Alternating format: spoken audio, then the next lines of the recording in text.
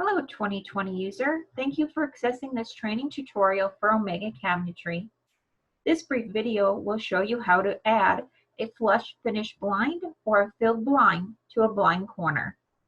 In your most recent catalog, right-click on the blind corner and go into its attributes. Once in the attributes, we will go into the Add-ons tab, open up the wall modifications. The filled blinds are a frame modification, so we will open up the frame and we will go down to select the flush filled blind. You will see this is now filled in the back section on a blind corner wall.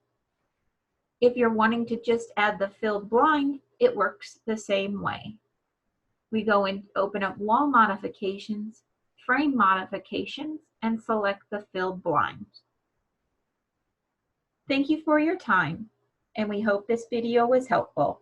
Please find other videos like this in our collection, and be sure to let us know if there are other 2020 learning topics you would like to see demonstrated in this way. Happy designing!